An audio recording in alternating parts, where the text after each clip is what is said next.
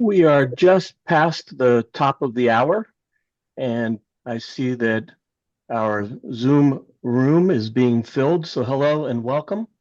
I'm Tom Petro, chair of the NACD Philadelphia chapter, and the successor to Melissa Ludwig, who I know many of you know. Thank you for joining us for this virtual program, Navigating Key Compensation Issues. This is a joint program between NACD Philadelphia and the New England chapters, and we are delighted that you are with us today. Before we get started, we have a couple housekeeping items. First, as a reminder, remain muted throughout the program, and please use the chat function to pose questions. There's no need to wait until the Q&A portion of the event to submit a question. We will leave time at the end of the program for your questions, and we'll try to get to as many of them as we can. Next, we know that many of you want to receive credits for this program. To receive credit, we need to know your full first and last name. So please make sure that your name is visible on your Zoom window. Please keep in mind that our programs at NACD follow Chatham House rules. Feel free to engage in open and honest, candid dialogues without individual attribution. And finally, the NACD and the NACD chapter network organizations are nonpartisan, nonprofit organizations dedicated to providing directors with the opportunity to discuss timely governance oversight practices. The views of the speakers and the audience members participating today with questions are their own and do not necessarily reflect the views of the NACD. Please join me in thanking all of our chapter sponsors. The continued loyalty of these organizations underscores the important role of the NACD, and it's their support that allows us to fulfill our mission of delivering world-class, director-centric, local programming and peer-to-peer sharing of insights that's vital to advancing excellence in the boardroom. Today, we're highlighting Aon, who have continued to support our mission of excellent corporate governance. We thank you for your support. Next, I'd like to take a minute to welcome our first-time attendees here with us today. Thank you for joining us. We hope that you enjoy your first program, and we hope to see you at many more. And finally, I want to thank a few key people who were instrumental in coordinating today's event. Kristen Kosika, who is Executive Director of NACD Philadelphia Chapter, Ellen Richstone, NACD New England's Program Chair, Deb Rosenthal, Executive Director for the New England Chapter, and Larissa Rivetto, Chapter Administrator for New England, who's making all of this magic happen today. Thank you for all of your efforts to bring this program to our members. We're delighted today to be joined by my colleague and friend, Arlene Yoakum, who is our moderator. In addition to her prior service as vice chair of our NACD Philadelphia chapter, Arlene is a seasoned board director whose governance and leadership spans the Glenmead Trust Company and Glenmead Corporation, among others. Following a distinguished career as executive vice president at PNC, she now lends her expertise across audit, nominating, and oversight roles, bringing the deep practical perspective to boardroom challenges that we've all come to know and love from Arlene. And with that, Arlene, I turn it over to you. Thank you, Tom. And I welcome everyone here today.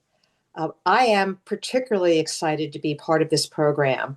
The panelists and I have had a lot of fun putting this together as we've identified many of the challenging and sticky issues that compensation committees are facing today that they really likely haven't faced as recently as a couple months ago and certainly not a few years ago. So with that, let me introduce the panelist. Theo Sharp. Theo is a partner in Aon's executive compensation practice, and he advises public, nonprofit, and private companies on incentive design, benchmarking, and equity compensation issues. Theo's based in Boston, and he's known for the practical and informed guidance he gives to the companies and compensation committees he works with. Elaine Eisenman, again, a very experienced board leader, and she's the managing director of Sage Advisors. And as Sage Advisors, she advises high-growth companies on strategy, governance, and scaling. She brings decades of board experience across, again, public, private, and nonprofit organizations. And she's got a particular focus on and experience on compensation, CEO succession, and aligning people, purpose, and profitability. Elaine is currently on the board of Designer Brands, which is the parent company of DSW. And there she chairs the Human Capital and Compensation Committee. And she's the chair of the Board of Private Directors Association. Laurel Ritchie, again, a very accomplished board director and an executive mentor whose companies she's experienced and worked with include Bright Horizons, Hasbro, SeatGeek, and Synchrony Financial. Laurel is a former president of the WNBA and a longtime marketing and brand leader. And Laurel is widely recognized for her influence across business, sports, and nonprofit leadership, as well as her service to Dartmouth College and the broader governance community. So with that, join me in welcoming the panelists.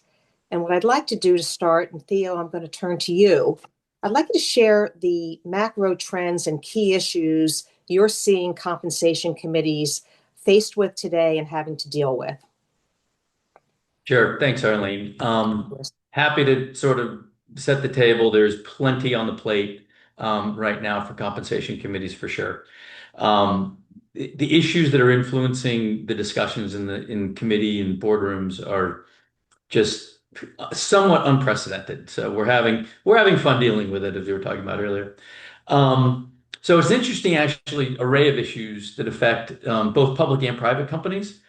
From a high level, you have these sort of objective considerations of disclosure, reporting, proxy voting, and you have the sort of subjective considerations of what to do with decision making when you have these extended periods of sort of macroeconomic or political uncertainty, which just lead to volatility all over the place in results for companies. And unfortunately, mixed into all of that is a move generally by compensation committees to expand their mandate to sort of a broader human capital agenda, philosophy, overall human capital, talent management, things like that. So you have these objective issues, these subjective issues, and this broadening mandate all weighing on committee interactions today. So let's look first at, I guess, the subjective. And there's really been this extended period of macroeconomic and political volatility, as I was saying. It seems like sort of forever. You can sort of go all the way back to post-COVID supply chain problems as a sort of start of it all, and then sort of inflation, interest rate period fluctuations. And now we're sort of combining those two thanks to sort of the Iran war causing quite a bit of uncertainty around essentially financial results. The issue is how does management and or the board, I guess, account for the resulting uncertainty when they set metrics or they adjust metrics or they use discretion. Most committees I work with and most of my partners in my practice are also saying the same thing. Most committees recognize the need to be flexible and not necessarily jump to make changes whenever economic or political environment changes. Committees are sort of accepting those changes, and they may need to be made, or the discretion at the end of the year needs to be used when they're approving those short and long-term incentive payouts, looking for things that may be out of the control of management. In order to do that, committees are generally spending a lot more time, and again, these are the things that are discussed in committees going forward, at least for the foreseeable future, spending a lot more times in meetings, reviewing sort of progress towards goals, and how the current situation may be affecting the results as they move forward throughout the year. And good governance, and many of my clients would say, you need to put in place a formal agenda item for management that will review what they see as the effects of the current economic and political situation. And that way, nobody's surprised at year end. Nobody likes to be surprised at year end, particularly in public companies. And I think committees really need to get comfortable, and that's what these discussions right now are going on, getting committees comfortable with the fact that changes can be made to plans either mid-flight or that discretion is definitely going to be appropriate at the end of the year. But it takes a clear discussion and clear disclosure at the end of it in order to implement it. So again, this is a focus of the committees right now. And I want to point out too, I know we have public and private company directors on the call. So private companies need to pay attention to this issue too. They have stakeholders that they are responsible for representing. So establishing those similar frameworks for decision making with management is just good governance to protect, to fulfill your role and your obligation to your stakeholders that you're representing. So if we look at the more objective challenges facing committees, and these are going to be, again, lots of discussions going on, you have the regulatory and the SEC changes on the horizon, as well as proxy advisor changes that may be coming. And so a couple of things that committees are going to be paying attention to sort of just started and came, some have been going for, say, a year. Some were hot off the press last week. So I just sort of I'm going to dig in a little bit on those because they're really big in the public company arena in particular. So with a couple of the ongoing things that we discussed with our public companies that are focused on this year and they're dealing with currently is the decreased disclosure of DEI issues. As a result of sort of, as we all know, the current administration's stance on these issues, committees have needed to refocus and discuss sort of at length the discussions around DE&I. A lot have sort of reframed them as engagement rather than DEI specific topics. And again, more of a reframing instead of a complete shift in thinking. And I think we probably want to talk about philosophy around this, Arlene, a little bit today. But that's sort of a real discussion that's going on with just about every company that I have. And for public companies, disclosure purposes, so we continue to see a much lighter touch on how DEI and engagement actually affect management or the board's thinking around these things. And disclosure, again, is softer around this than it was in the last couple of years. That leads sort of into another topic that boards are talking about. And we've seen a move to sort of this broader mandate for compensation committees. It used to be the compensation committee. Many are adding sort of human capital to its mandate. And I know we should talk about that too, because it's sort of this ever evolving role of the committee in order to reflect that. New purviews can include sort of the culture of the company, talent development of the company, succession planning in particular is a big one. And this has been going on again for a few years, but in the last year, we've really seen committees actually implement these changes. And those that haven't are still talking about it. Those that have are still sort of evolving into what that means for them and their agendas as they go forward. And again, public and private folks on the phone or on the Zoom, you private directors need to be noting that these considerations are just part of good governance. And maybe you should be also considering this for your private company boards in addition. Now, for the big one, SEC is considering changes to public company reporting on exec comp. Last week, the SEC proposed sort of this major change to public company filer categories, which would essentially raise the large accelerated filer float threshold to $2 billion from $700 million. I'm not going to get into the details. It's a big deal. And according to the SEC, this would make just roughly 20% of public companies large accelerated filers. Those companies, though, would represent 94% of the total public float. So basically, what the SEC is trying to do is encourage companies to go public and stay public by reducing this administrative burden on mid and small cap companies that don't have the resources to really do it. These larger companies that, again, 94% of the public float, they have the resources to do it. Smaller and mids don't. So briefly, what that would mean, many of the companies, for probably the majority of companies that many of you sit on, it would essentially mean reduced disclosure requirements. And when I say requirements, I say that because boards and committees, this is going to be the discussion going forward and the focus for the rest of the year. We'll need to wrestle with how much to reduce your disclosures as a result of these changes. Because stakeholders are still going to want to see what's going on with executive compensation. So reduced required disclosure would essentially exempt these non-accelerated flyers, as they call, from the say on pay vote, the pay versus performance disclosures. It would eliminate requirement for internal controls, attestation, saves a lot of money. But all the stakeholders out there, the ISSs, the Glass Lewis's, the institutional shareholders, they're still going to want to see, what's happening with executive compensation. Mainly because executive compensation is viewed to an extent as sort of a harbinger of good governance, good oversight by the board. So committees are going to have to decide whether they want the reduced burden or how far they're going to want to cut back for the most part. Um, let's see, what else am I missing? That's just the reporting part. Oh, and in the background, the SEC's also proposed rule which would simplify Reg SK reporting by shortening the CD&A, refocusing compensation tables, and focusing more on specific sort of decision useful information. These would require companies to make judgment calls, though, as to what is material to the disclosure. So again, it's just going to drive these decisions by committees, these discussions by committees over the next few months. Timing of all that is sort of unclear. The Reg SK changes around simplification could be in effect for 27. Hard to say because the SEC has reduced its staff and comment letters were pretty divided. So squaring the regs with comments may take a little longer. But I think oh, well, one last thing. ISS and Glass Lewis are under fire. So we just add the plate. Like I said, the plate is full. And those two are facing lawsuits in several states trying to limit their influence. The SEC continues to threaten to regulate them, and many of the largest institutional investors have shunned them for AI models that are created in-house.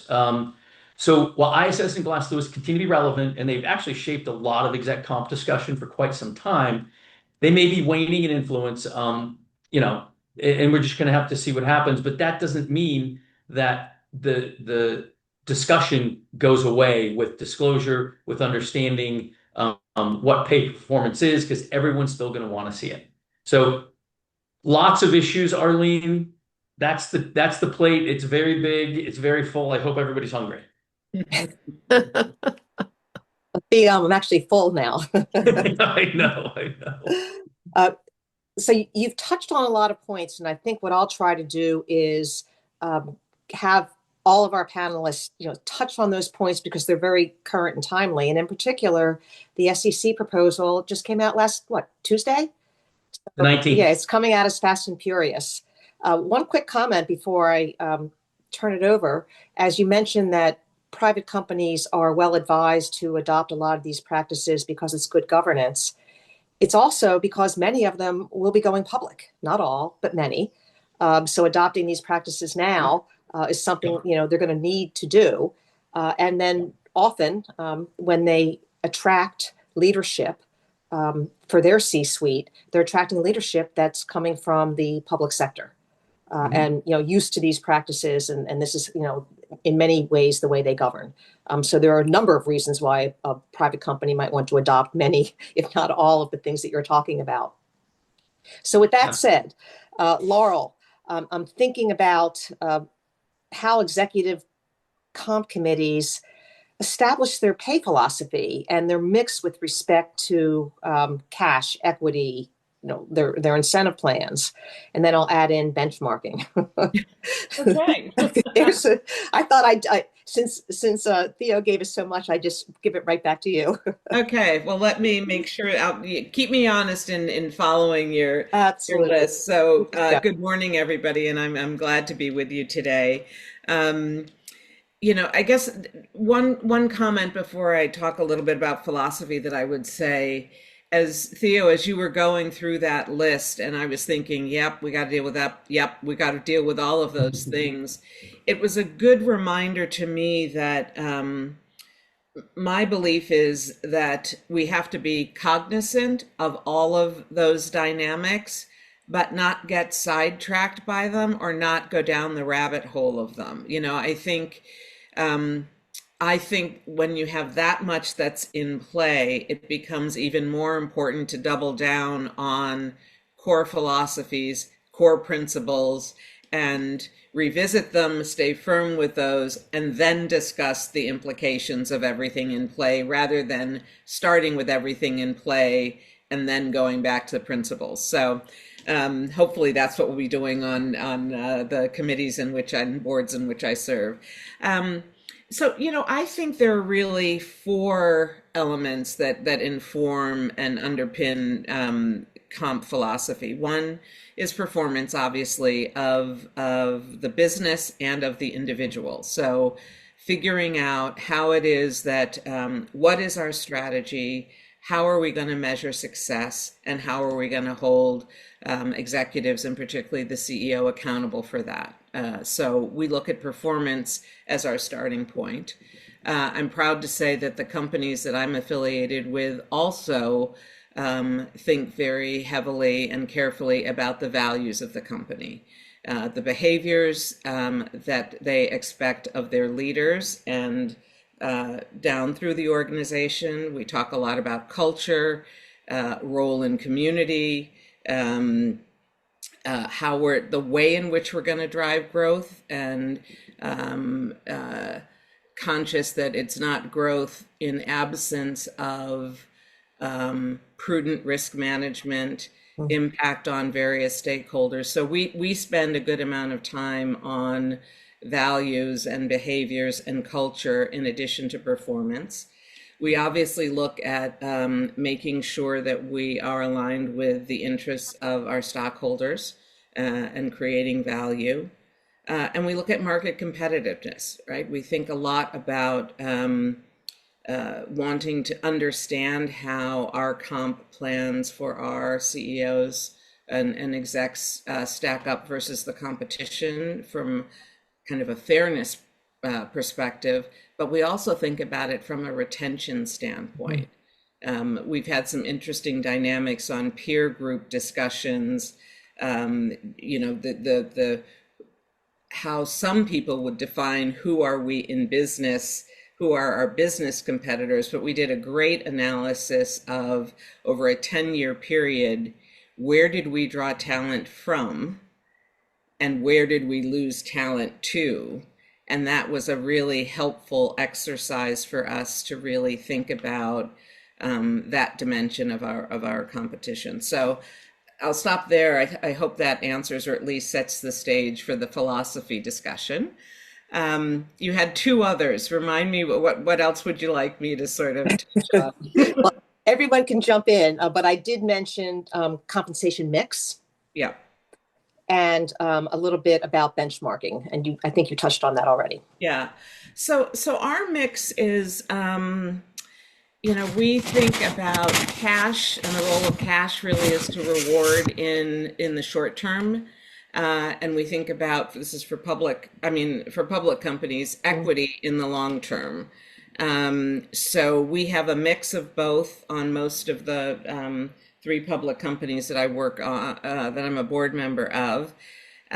Cash is smaller. If I think about Synchrony, it's roughly 20% of our CEO's comp, with 80% being in equity, and 94% of the comp is incentive based. I think what's interesting. And it's an easily, to your point, Laura, we like to benchmark that so the committees can get a feel for it. But to your point, sometimes that needs to be mixed up, right? Depending on the situation of the company. So you should know what your typical mix would be, market based, and then have a good discussion at the committee. Is that right for us, or is it not? Or should we be more heavily, if retention means something, should we be more heavily in fixed compensation base out? Something like that. And it changes a little bit over time, right? And depending on what the situation is, when Synchrony separated from GE, we were standing up a public company, and so the long-term strategy was very contingent on the short term and the launch of this company. Or I'm thinking about Hasbro recently, where the new CEO undergoing a pretty significant transformation and selling off some businesses and doing a lot of revamping of the company. And there again, the short term was so critical to setting up the long term that sort of the balance of some of those things shifted a bit. So I think there's always that balance of how are you aligning to the strategy and being malleable around that, but also not changing it every year so that nobody, you can't keep track of what the plan is. So Yeah. I'll stop there. Elaine, anything that you'd want to add to this? The other, I just want you to add to Laurel's critical points, which is the other thing to take into account is the potential retention value when you look at that balance. When I was on my first public company board, we were in an interesting position where the company did extraordinarily well. Our revenues exceeded goal by a significant amount virtually every year. But because we were a tobacco company, and even though we weren't cigarettes, we were smokeless tobacco, we were tagged to every lawsuit on the cigarette side. And therefore, our stock tanked on a regular basis, not because of the company's performance, but because of the peer group that we were in. Our only retention value was our golden handcuffs, in other words, was cash. Our stock, my first 5 years on the board, our stock went down every single year because of extraneous outside factors, and our revenue went up every single year in our market share. So, in order to retain people, we had to throw cash at them as opposed to look at long term. Once we started to do a better job of separating ourselves and we saw a little bit of movement in our stock, we could start talking about long term. But long term in the beginning had no retention value whatsoever. So I think it's critical to Laurel's point about culture and values to understand what is required for retention rather than just use a stock format. Elaine, I think that's an excellent example of having to juggle or change the mix that might typically be used to suit your particular situation. One of the things I want to touch on that Theo shared is the use of discretion. Because you talked about setting metrics and measuring them and setting them that they're appropriate to your company, its goals and culture. But it seems to me that compensation committees and boards are faced a little bit more often than I think I'm used to with asked to use discretion when calculating compensation or incentive results. What's been your experience, Elaine? So I think COVID was the practice period for discretion. Yeah, exactly. We had no clue as to what was happening, what would ever happen, would the world end or not? And so at the time, and I'll talk about DSW, we as a retailer, is a non-essential retailer, even more importantly, where we had no stores open. The board had to understand, and ultimately, of course, the compensation committee had to understand what did success look like and what was retention value, because so many of our executives had skills that could be used by other companies, but we needed to keep them close and we needed to keep them dear. And so the definitions of success started to include survival and using factors to mitigate risk in ways that we had to reward innovation and creativity rather than revenue generation. And so I think that served as, so for example, using our stores as distribution centers because online was a great source of revenue. And it allowed using stores as distribution centers allowed us to have skeleton staff in the stores, keep more people employed, and get shoes out to people because everybody wanted comfy shoes all of a sudden. And that, again, how do you reward executives for in 1 second changing from one of the best retailers of women's dress shoes to athletic shoe supplier or slippers provider. And so that was good practice for what's going on now is really because again, we're in the crosshairs. Transportation, supply chain, you need glue to put shoes together. You need to transport it across, the ocean. Everything that is impacted now by both tariffs and the war comes to play out in retail shoe. And we're both, we're a vertically integrated manufacturer as well as bringing in other vendors' shoes to our stores. And it's how do you balance that? So it's that issue of discretion, it's understanding culture, it's looking at the ability for us. The big reward is having an instantly adaptable leadership team who doesn't walk around wringing their hands, but says, okay, newest newest challenge, how do we address it? And then using discretion as we look at what the benchmarks are and what our requirements are around short and long-term incentives. Elaine, how do you address the challenge from the management's perspective that when goals are set or metrics are set, that they're going to stick, or that discretion will be used when appropriate, but not all the time? And I think, I think that's a big challenge of compensation committees, Mhm. regardless of what the environment is. It's helping the compensation committee understand that they are fiduciaries and independent, and they're not consultants to the company, and that as a result, discretion is both upward and downward, depending on what's going on. And I think comp committees don't necessarily talk about that. But discretion can always be downward discretion. You didn't take advantage of that opportunity. How are you impacted? So I think that it's important to look at short-term incentive in conjunction with long-term incentive. So, for example, for our performance RSUs, performance-based RSUs, in the past we had a pure 3-year requirement in terms of being able to actualize them. Using discretion over the current situation, we've made it still 3 years, but in 1 year tranches. So it's a third, a third, a third, because there's no way anyone can predict or project 3 years from now. We can't predict next week in terms of what the next announcement's going to be. And what the impact, will we have another 100% tariff from China? Will it move to Vietnam? Will we be killed in India? We don't know that anymore. So we thought by dechunking it to 1 year, it made me, um, ISS didn't like it, but management took a deeper breath and said thank you because it reflected the reality. And so I think we do that all the time if we want to be effective.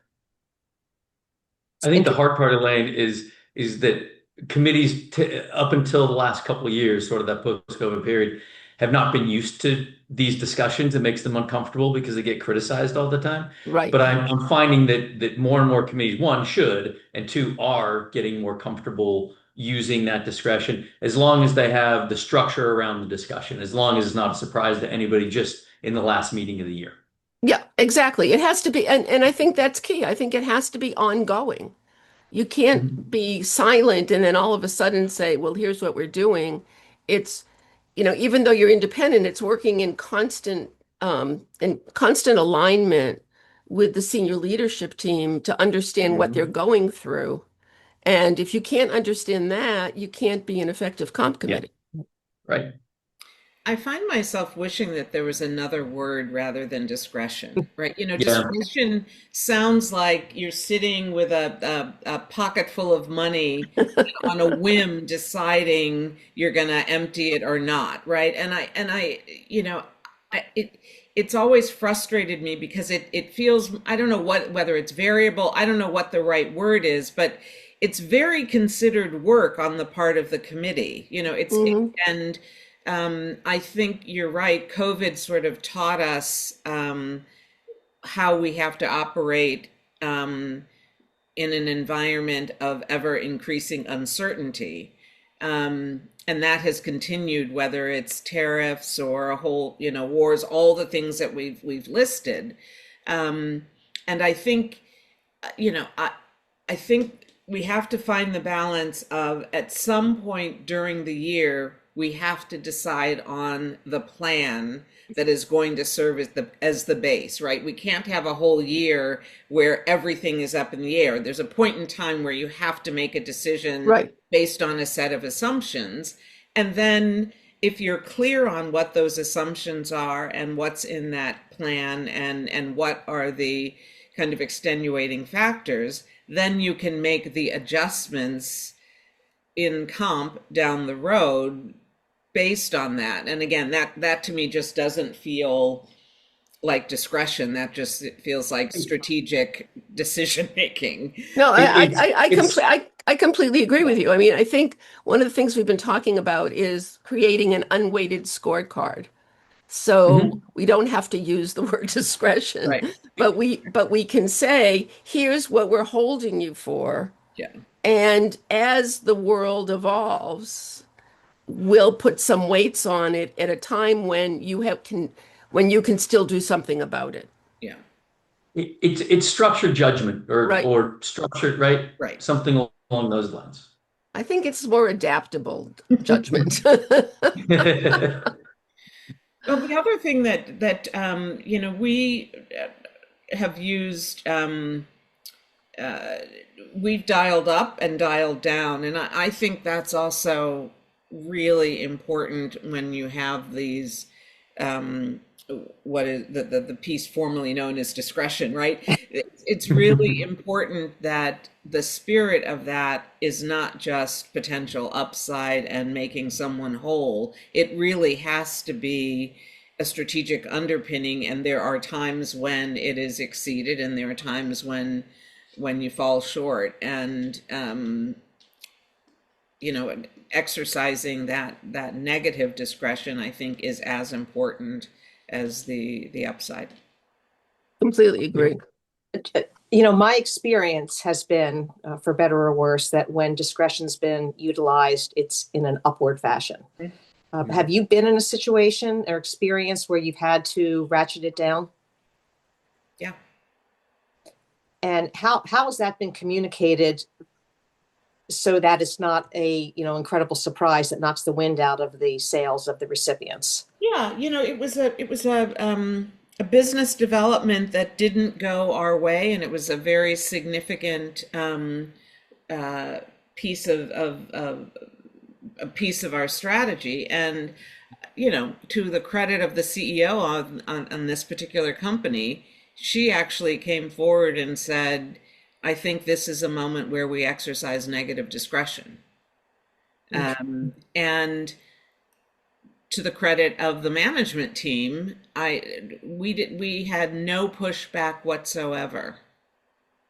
Not even the sort of side channel grumbling, right? Because I think we had, we're really clear about what is in that bucket of our comp, and when it's achieved, and when it is not, it's obvious. We work very hard to put quantifiable metrics on things. So, Synchrony is very focused on great places to work as a measure of culture, and significant progress and progression is important. We have certain businesses that are in play and up for renewal, and there's a percentage of those that we want to secure in the year. So we've worked very hard so that there's great clarity around it, and when we make decisions related to it, there are no surprises. Yeah, Arlene, I just Could be. 95% of the time, discretion is up. I just had one a few weeks ago that was down, but to our discussion earlier, there was a structured discussion between the committee and management every meeting, right? So everyone knew that this was coming. It was a windfall during the year, was identified in Q2, and everyone knew that we were going to go from X down 17%. So it wasn't a surprise to anybody. Yeah. Yeah, and we've had similar situations, which has mostly hit the ability to provide short-term incentive comp with the resultant impact on long-term comp. And, we could have stretched some thresholds a little, but as a committee in alignment with senior management, who felt it wouldn't be fair, we decided not to. Well, I think that the an important takeaway from this discussion is, ongoing structured discussions around this. So we don't hit the end of the year with people, calculating one thing and the distribution is something different. Nothing good happens then. I'd like to pivot a little bit, and Theo's is not an advertisement for you, of course, but use of compensation consultants. How is it that your organizations use a consultant and not rely on the consultant fully, but do I have an echo, by the way? Yes. I don't know why that is. I apologize for that. Anyway, let's talk about compensation consultant. Bear in mind, I can hear you. I know. Well, I feel like they're critical. I think of those that we work with for and value their expertise, their experience, and their eyes and their ears. So it's the 4 E's for me, right? That there is true value that comes from even Theo's opening today, just framing the state of affairs, right, in ways that I think is critically important. The sharing of best practices. So not just the benchmarking is good, but sort of what's behind the benchmarking and some of the choices that others have made, how they, when you're facing headwinds, experience navigating that. We've had a say on pay vote that dipped below 70%, and what to expect, how to respond, what to think about, an informed voice and an honest voice.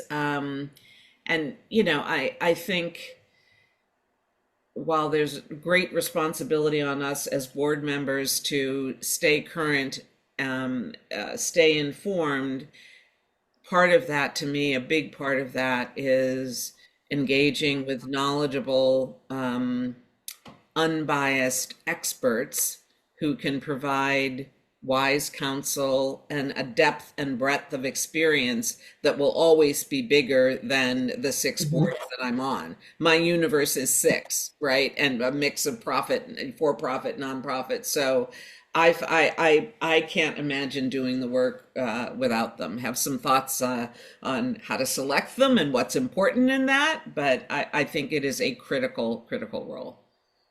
Yeah. Elaine? I completely agree. I think it would be, I'll tell you a funny story. I get random calls all the time from people who want help on stuff that has to do with boards. And I got a call from Hong Kong from a woman who was on a board of a private company that was about to go public on NASDAQ. And she wanted my advice on setting up a compensation committee. And so I said, gave her some random stuff. And she said, so she wanted to use, so I was telling her what the main components are. She was clueless. And she said, oh, then I can just go to AI and pull together all these things. And I said, no, you can't just go to AI. And she said, well, my CEO doesn't want to spend any money. And I said, then you shouldn't go public. And I said, you have to call some consultants to, you need a comp philosophy. How, she said, well, he thinks we should do it for free. So I said, here, I gave her the name of our comp consultant. I called him and I said, do it as a business development pitch, please. Just let her know how important it is. I gave her the name of a couple companies. She called my comp consultant, our comp consultant. And she called me a few weeks later and said, we've withdrawn the decision to go public because the CEO wants us to use AI. And we've been told by numerous people that we'll just get in trouble.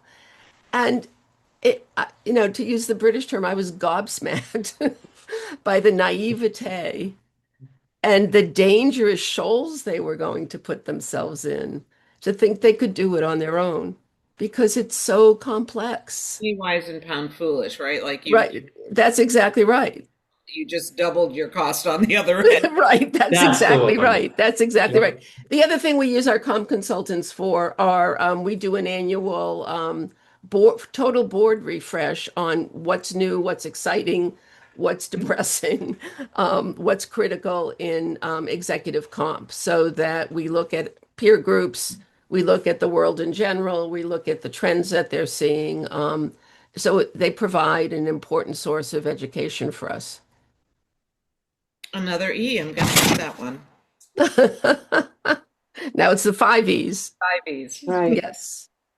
How is it that you've seen your colleagues on the comp committee not put their full reliance on the comp consultant, but use that as a data point so that the responsibility and the information and the decision making is actually with the comp committee and not, just rubber stamping something coming from a comp consultant? So I think that's the chair's role. And it's the way the chair sets up the situation with the comp consultant.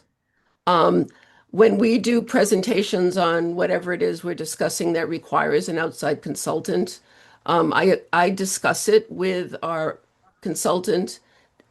They do not make a recommendation until the committee has discussed it. So they'll show the slides laying out the situation, laying out some peer group information, laying out some general information, but they hold back on any recommendation slides. So we have a full committee discussion, and then and then they can put up their slide, and then we can discuss it based on what we've been discussing. I don't allow it. I think it's the way it's set up.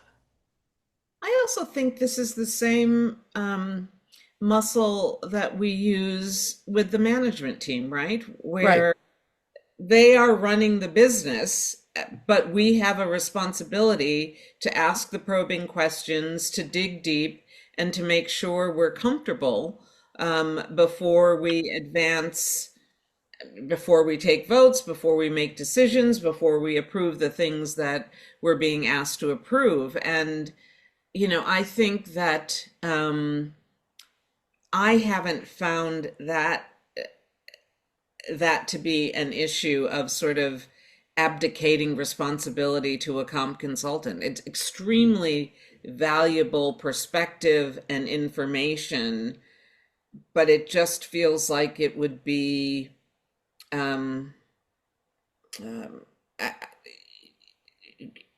abdicating responsibility to sort of assume that whatever comes to us is exactly what we should do. I don't even, it's almost, I don't almost even know how to answer the question because it's so far from reality for me. Yeah, I agree. I've never seen it happen. I mean, I don't think any comp committee that I've ever been on, and I've been on many, have ever outsourced decision making to an outside consultant. Yeah. If anything, they hold it closer. Sometimes you want them to listen to the outside consultant. I think our job is not to make your decisions. Our job is to make sure that you are fully informed, not only as to the current situation, but as to the outcomes of the various actions that you're thinking about. Right. Well, I'm not going to be held accountable. You're going to be held accountable. Right. So it has a lot to do with that, and the relationship also between the board and the consultant and management is super important in order to have those discussions in the open. And management should view their or should air their view. Board should air their view. I will typically weigh in and say, look, I think it's probably it. Board members should not immediately feel, okay, we're going to go with what the compensation consultant said. Right. I'm not going to say often, but many times the board will listen to me and say, okay, but we're going to do this instead. Fine, the business type, Right. I also think that comp consultants have another important role, which is to help the board see unanticipated consequences of actions.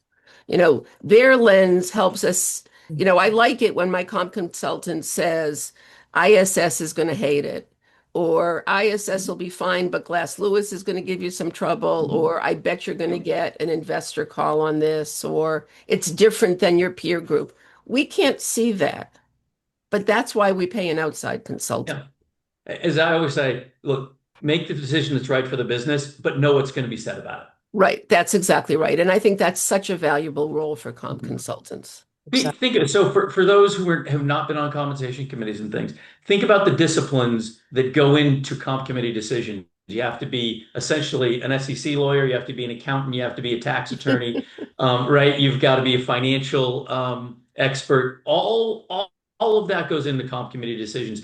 Really hard unless you do this full time, like somebody like me as a consultant do. That's my responsibility. Really hard to see around all those five different corners at any given point. Excellent point. Yeah, let me just touch on something, from an audit committee perspective, which is not what we're talking about, but there's frequently a practice that we review the external auditor and go out for bid, or at least, refresh that relationship periodically. And is that the same process or practice that you've incorporated with your comp consultants on your boards? Yes, we do. I think every 5 years we do an RFP, and which our comp consultants hate, but Yes, we do. Just to confirm. but we do it to confirm. And in our last one, and we did keep our existing comp consultant, we decided to, but we learned some things from doing the RFP that some companies promised they would do that our comp consultants were not doing, and went back to them, and it shook them up a bit. Because I said, this was kind of interesting. We'd like to see that. Oh, we do it for some of our other clients. Really? And you never have suggested it to us? Oh, but now we'll do it. We are not on a regular and formal schedule. We have made changes in our comp partner mostly because we could feel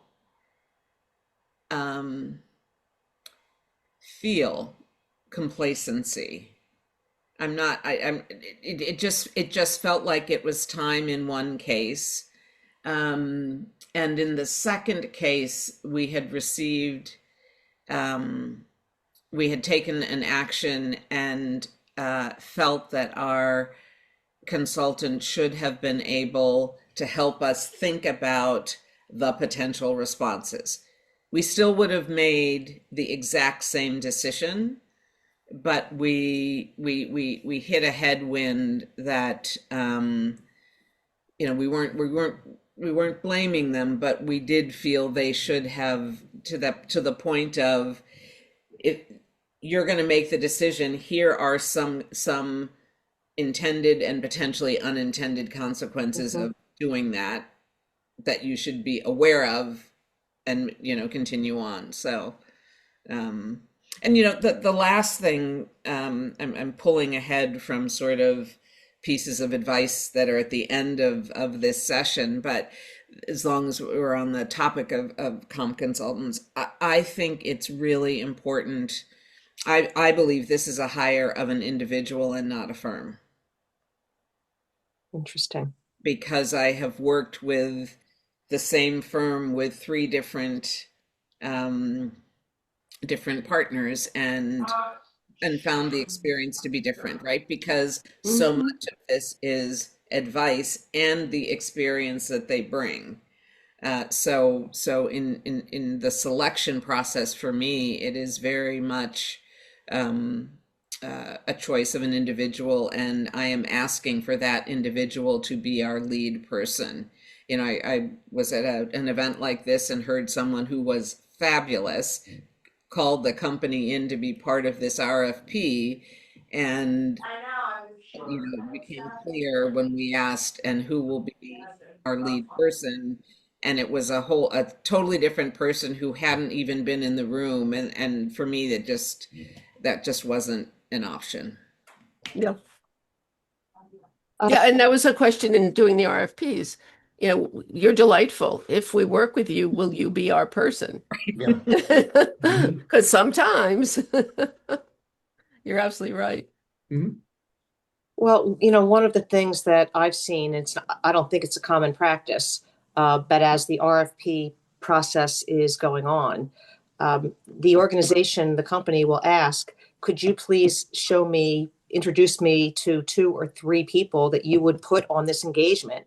and let the comp committee sort of figure out this is somebody we think that we can work with more easily or have a relationship with more easily. Sometimes it's just chemistry than the other person. I don't know that that's a common practice, but I've seen that at least once.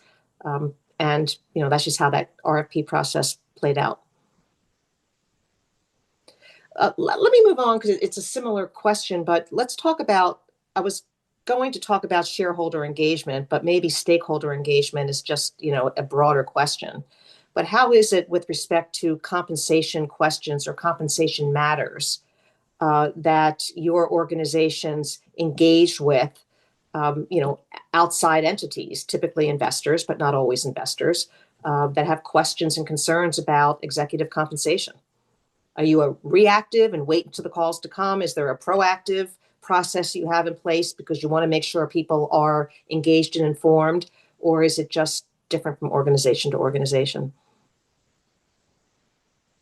My experience on the main is a little more reactive rather than proactive. And having been through a say on pay challenge and as the chair of the comp committee, been the person who was engaging with partners as a result of that. You know, what's the expression? Never waste a good crisis, right? I really enjoyed the discussions, and I enjoyed the interaction, and I found it really informative. And I think the same is true for those that we were meeting with. I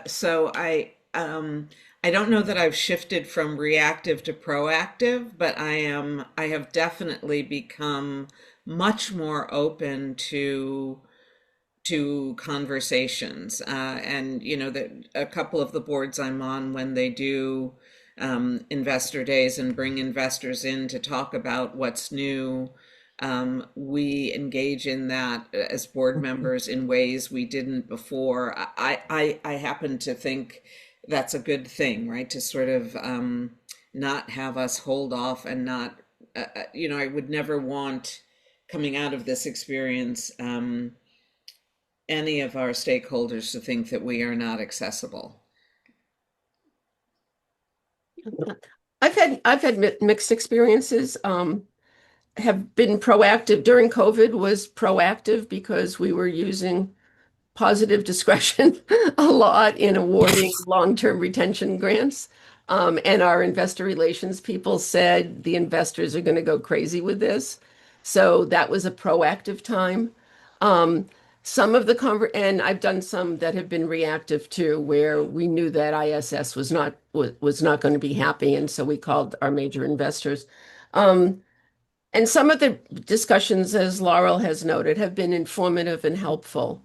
Um, some of them have been with very, very junior people Mm. who were totally unprepared and apparently said, take this call and find out what you can. And so rather than wanting to talk, they never had seen the CDNA, they had never seen anything. And so what they wanted to talk about was revenues and and stuff that was totally inappropriate for them to ask. And they were just thrown on calls. And so it was really disappointing given the level of preparation you do for these Right. calls to realize you didn't have to do anything but get on Zoom and say, we can't discuss that. We can't discuss that. We can't discuss that. Would you like to talk about, oh, yeah, do you have a DEI policy? Yes, we do have a DEI policy. So I've had both. Well, I do think, Laurel, there's a little nugget of gold in what you shared. Understanding what's important to investors or stakeholders may not cause you to make a particular decision with executive comp, but it informs you. And just another data point for the comp committee and the board as a whole. So thank you for that. And it's important to go back to Laurel's point, to also recognize the many hats that the chair of the comp committee is wearing. I mean, that's a hat that I think a lot of people don't think about, which is really explaining to investors what your comp philosophy is, how you do it, why you do it, and in some cases the total mechanics of what it means to set executive comp. So again, I'll go back to education. It's an educational process for the investor in so many ways because it's even though CD&A gives a lot of detail, it doesn't explain anything, when you really want to understand the mechanics. And So it's a different hat. and I think also get a feel for the rigor, right? Like I think reading you, I don't know that you always get a sense of the level of discussion, consideration, evaluation that goes on, right? It looks like here's where you ended up and here's what you factored in. And, I don't know. I may be humoring myself here, but I feel like there was greater appreciation for the work of the committee as a result of the conversations. Yep. Yeah. And don't forget, these are evolving because of the new 13D, 13G threat, I guess, by the SEC. So inactive, everyone wants to be an inactive investor now, so they don't have to, make the larger filings. And so they're a little more rote around when you engage with them. They're a little more, I have 4 questions I can ask and still be an inactive investor instead of an active investor.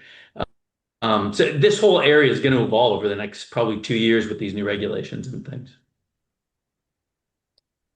Theo, I'd like to turn to a topic that you brought up, and that's DEI. For many years, there was a lot of disclosure with respect to the company's DEI practices, and DEI metrics were often, not always, incorporated in metrics for performance. Mm-hmm. How have you seen that change in companies? And I'd love to hear from Laurel and Elaine, have they made changes? And if so, what those changes are? Anyone can jump in. Well, I mean, we have every committee I've advised has had these discussions. Mostly they're triggered by the CD&A, right? So that was a couple months ago. There were a lot of discussion around what was going to be included. Used to be diversity, equity, inclusion.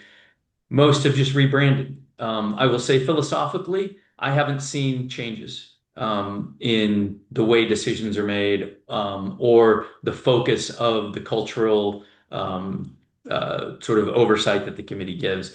But it's been rebranded to protect the company a little bit to engagement from DE&I. And it's more mechanical than anything else, in my experience. Yeah, it's sort of search and replace in terms of verbiage. But for both, I think it goes back to the values of the company. If the values of the company were DEI, then the values of the company are DEI, and it doesn't matter what you call it. It doesn't matter how you brand it. It doesn't matter anything. It's what you do because it's your values and your culture. For the companies that it was not, but it was a bolt-on because they were supposed to do it, it was easy to make it go away. And so for both my board and the boards that I consult to, it's all a matter of values. It's nothing else. Mm-hmm. Well said. Thank you. Thank you. I'd like to turn this conversation a little bit to either executive level turnover or recruitment, kind of put them in the same bucket with respect to how compensation packages are composed in order to attract people from other organizations and maybe other kinds of companies that may be a little different than yours, private, public, whatever. What what have you had to do to put together compensation packages that might have been a little different to recruit folks who need, you've got replacements to make? Or haven't you had to? Elaine? Oh, well, in the last 4 years at DSW, we have had a new CEO, a new CMO, a new CFO, a new CHRO, and a new COO. And a new strategy that's working and working very well. So, And it's been sort of it wasn't all at once. It's been staggered throughout the 4 years. So I think the easiest way to answer the question is to, again, you go back to what's right for the company. And for us, it's what benchmarks have we always identified? We've always said that our exec comp should be at the 65th to 75th Okay. percentile. And so when you're doing both recruitment and hiring, it's important, everybody wants to be kept whole. I'm not coming unless I'm whole, or I'm not coming unless I'm whole plus. And sometimes that request is outrageous. And no matter how strong the talent, it's going to hurt that range. Now, the range is flexible for the right person, but the range won't go off the charts or off the rails. And so, in finding the right people, it's looking at what's their motivation, what's important to them, how do you balance out what that comp ask is between cash incentive and long term, and what do you have to award up front to keep them whole, as opposed to, but we never vary our comp framework on an ongoing basis. So the keep whole is typically in long term incentives because, okay, fine, we'll do that, but then you have to, hitch your wagon to the success of the company, and we're hiring you to ensure company success. And if you're not willing to take that in long-term comp, then there's a problem. We want this to be long-term for you, not a short-term gig. Mm-hmm. But it's a challenge in these days because salaries are out of control, benchmarks are out of control, and holding firm to a framework is difficult. No doubt. We've also had to really think about benchmarks are really important, but we always make sure we are clearly, as a committee, understanding the role within our given company versus the role at other companies, right? Because so many, the chief risk officer at Synchrony is a very significant, important role that is, we just have to really look at what is required of our chief risk officer versus the chief risk officers at some of the companies that are in our peer group, and thinking about, and that's where also our peer group became very important. We that the exercise that we did on where do we draw talent from and where do we lose talent was a very helpful data point for us in terms of benchmarking roles and quite frankly shaping our peer group. And it made I think we feel much better about our peer group, so that now when we make some decisions, we feel the market value and market comparison feels richer, not financially richer, but richer in terms of understanding than it did probably 3 years ago. Laurel, I think it's a great exercise that your organization went through. Where are we getting people from and where are we losing them to? That's something I've not experienced. So at least for me, I get a little takeaway. One of those just silly things that you're sort of like, we're talking about retention, and then we're like, wait a minute, do we really know where is this?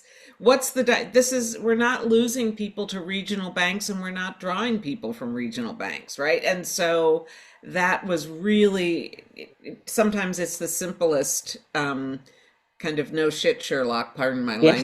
language. Yeah. Well, what I'd like to ask each of the panelists, as we think through the conversation we've had today, if you could share a few takeaways that you think would be critical for the participants in this program to, have, what would they be? And Theo, I'll start with you. Well, I think the most important, I'll leave it at one because I think it's the most important. And that is to set up a structured discussion around what your metrics are and how you're doing against those throughout the year. So there are no surprises at the end. That's where most of the problems come in. When everyone is surprised at the end of the year, there's no discussion that, okay, it looks like we're coming in low and this is the reason why, and it's not our fault, right? Where there might be a discussion of whose fault it really is, or whether or not discretion is advised. But setting up that structured discussion is the one thing I think that committees really need to pay attention to. It's a hard thing to do. It is not an easy thing to do. No. Elaine? So I have two takeaways. One is that the chair of comp should also be on audit committee because you cannot make compensation decisions without fully understanding the financial situation, every nook and cranny of the financial situation of the company, and that all all comp committee members should be required to attend and read all audit committee meetings and materials. So that's number one, because that helps being a fully informed comp committee member. The other is, we've done a lot of talking about frameworks and benchmarks and standards, but being on a comp committee and making decisions is not purely analytic and it's not purely structured. In order to achieve the best interests of the shareholder, we need to understand and design plans that are also motivating to leadership. And in order to be motivating to leadership, they have to be adaptable, to really reflect what's going on in the real world at all times. So it's a head and heart committee. It's critical that, you're using analytic skills to finalize decisions, but that you've got your heart in it to understand what the challenges from management are and what they're going through to achieve the goals that have been set out. Laurel? I guess a couple things. One is I'm a big fan of the expanded purview from comp to talent. Because I think sometimes we focus just on the CEO, but the role is bigger. That's critical, but they're also the entire senior team. And so I think it is the responsibility of the comp committee to have to oversee a robust talent development, management development program. And I think when that happens, we're better informed in making our decisions, and it links into what we value and what is important, and therefore what our metrics are and how we set them and how we think about them. So a robust talent human capital plan as part of the committee's work. I think, Elaine, you mentioned it, and we just did a presentation to the full board on trends in compensation and a revisiting of our practices and philosophies, which was very helpful, particularly since there are so many factors coming in and out. I think while the full board was wondering, how is the comp committee doing your work against tariffs and regulations and all of the other things? So I think a good lesson in making sure that the full board doesn't take over the committee's work, but understands the committee's work, I think is important. I think getting the peer group right is critical, and it unlocks a whole bunch of other things. So I think that's really important. And I'll just reiterate the comp consultant decision is an important one, and I think that's about the individual versus the company. And can I just, Laurel, I think one important thing about I am a believer in the human capital expanded role, right, of the committee.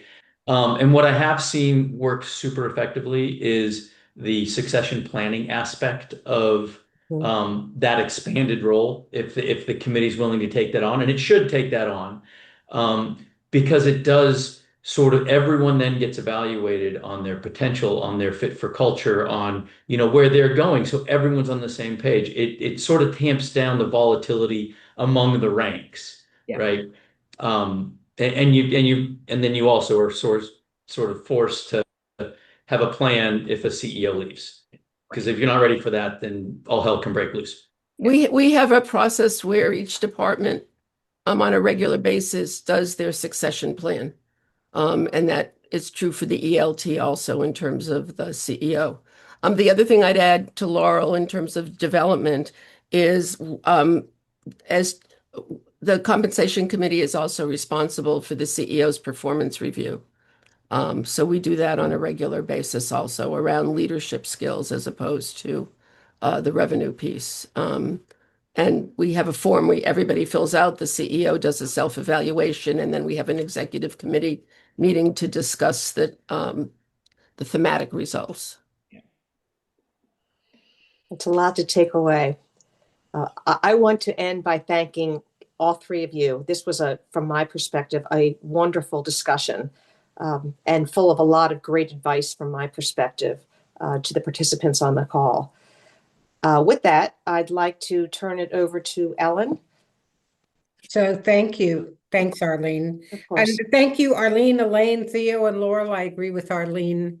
This was an absolutely fabulous program, really fabulous. Few takeaway announcements before you depart. You'll see a list of upcoming programs hosted by both the New England and Philadelphia chapters. There should be, it's either one slide or two coming up. There we go, Philadelphia and New England. Hopefully you'll join us for one or more of these. Please visit our websites for a complete list of upcoming events.